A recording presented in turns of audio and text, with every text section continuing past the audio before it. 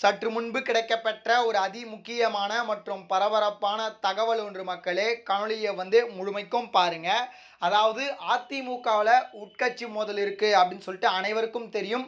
குறிப்பாக நம்ம செல்வி ஜெயலலிதா அவர்கள் மறைவுக்கு பிறகு உட்கட்சி மோதல் விவகாரம் என்பது பார்த்தீங்கன்னா அதிமுகவில் வெடித்து கொண்டே இருக்கிறது. இந்த ஒரு சமயத்தில் அண்ணன் செங்கோட்டையன் அவர்கள், அதாவது பார்த்தீங்கன்னா அதிமுகவோட மிக முக்கியமான அமைச்சர்கள், அதாவது முன்னாள் அமைச்சர்களில் ஒருவராக இருக்கக்கூடிய நம்ம அண்ணன் செங்கோட்டையன் அண்ணன் அவர்களுக்கும் நம்ம எடப்பாடி பழனிசாமி அவர்களுக்கும் பார்த்தீங்கன்னா இடையே மோதல் வெடித்திருப்பதாக சொல்லப்பட்டிருக்கிறது. இதை பற்றி தான் இந்த காணொலியில் பார்க்க போகிறோம். அதிமுகவுடைய உட்கட்சி விவகாரத்தை பார்க்கறதுக்கு முன்னாடி நீங்கள் நம்ம சேனலுக்கு இப்போ தான் ஃபஸ்ட் டைம் வந்திருக்கீங்கன்னா மறக்காமல் நம்ம சேனலை சப்ஸ்கிரைப் பண்ணிட்டு பக்கத்தில் இருக்கக்கூடிய பெல் பட்டனை ஆலில் செட் பண்ணி வச்சுக்கோங்க. அப்போ தான் நம்ம போடுற ஒவ்வொரு அப்டேட்டும் பார்த்தீங்கன்னா உங்களுக்கு நோட்டிஃபிகேஷனில் வரும். இப்போ வாங்க வீடியோக்குள்ளே போயிடலாம். அதாவது நம்ம செல்வி ஜெயலலிதா அவர்கள் மறைவுக்கு பிறகு முதலமைச்சராக நம்ம எடப்பாடி பழனிசாமி அவர்கள் பொறுப்பேற்றார். அதுக்கு பிறகு துணை முதலமைச்சராக நம்ம பன்னீர்செல்வம் இருந்தார். அந்த சமயத்திலேயே பார்த்தீங்கன்னா அமமுக அப்படின்ற ஒரு கட்சி நம்ம டிடிவி தினகரன் அவர்கள் தலைமையில் பார்த்தீங்கன்னா தொடங்கப்பட்டது. சரிங்களா? அது ஒரு பக்கம் பிரிந்து சென்று விட்டார்.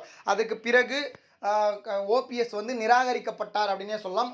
ஒருங்கிணைப்பாளர் மற்றும் இணை ஒருங்கிணைப்பாளர் பதவி அதிமுகவில் இருக்குது அப்படின்னு சொல்லியிருந்தவங்க. ஆனால் பார்த்தீங்கன்னா ஒரே ஒரு பதவி தான் இருக்குது, ஒருங்கிணைப்பாளர் பதவி தான் அப்படின்னு சொல்லிட்டு பார்த்தீங்கன்னா நம்ம எடப்பாடி பழனிசாமி மட்டும்தான் அப்படின்ற மாதிரி பார்த்தீங்கன்னா பன்னீர்செல்வத்தை கட்சியிலிருந்து பார்த்தீங்கன்னா நீக்கிவிட்டார்கள்.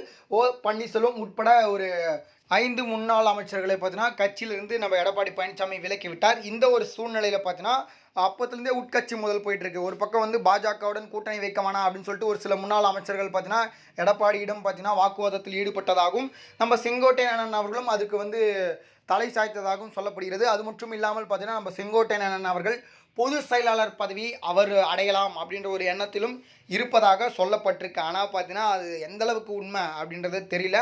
ஆனால் பார்த்தீங்கன்னா நம்ம செங்கோட்டையன் அவர்கள் எடப்பாடி இடையே பார்த்தீங்கன்னா ஒரு மோதல் போயிட்டு தான் இருக்குது. குறிப்பாக நேற்று நம்ம எடப்பாடி பழனிசாமி அவர்கள் கூட்டணி தொடர்பான சுற்றுப்பயணத்தை மேற்கொண்டார். குறிப்பாக நிறைய விதமான கட்சிகளுடன் கூட்டணி வைத்திருக்கிறார். அதில் கூட்டணி தொடர்பாக பார்த்தீங்கன்னா சுற்றுப்பயணம் மேற்கொண்டார். அப்போ பார்த்தீங்கன்னா தங்கமணி வேலுமணிலாம் பார்த்தீங்கன்னா அந்த சுற்றுப்பயணத்தில் கலந்துட்டாங்க.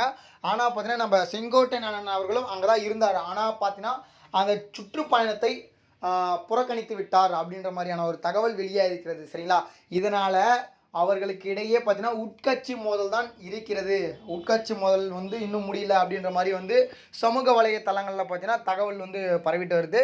இது எந்த அளவுக்கு உண்மை அப்படின்னு சொல்லிட்டு நம்ம பொறுத்திருந்தான் பார்க்க வேண்டும். அடுத்த வீடியோவில் நம்ம அதிமுக யாருடன் கூட்டணி வைத்திருக்கிறார்கள், எந்தெந்த கட்சியுடன் கூட்டணி வைத்திருக்கிறார்கள் அப்படின்றத பற்றி பார்க்க போகிறோம். அது மட்டும் இல்லாமல் பார்த்தீங்கன்னா இந்த ஆண்டு, அதாவது அடுத்த ஆண்டு முதலமைச்சராக யார் ஆவார்கள் அப்படின்றத உங்களுடைய கருத்துக்களை பதிவிடுங்க. நன்றி மக்களே. அடுத்தடுத்த வீடியோவில் சந்திப்போம். இதுபோல் உண்மை நிலவரங்களை நீங்கள் உடனுக்குடனே தெரிஞ்சுக்கணும்னு நினச்சிங்கன்னா நம்ம சேனலை மறக்காமல் சப்ஸ்கிரைப் பண்ணி வச்சுங்க. நன்றி.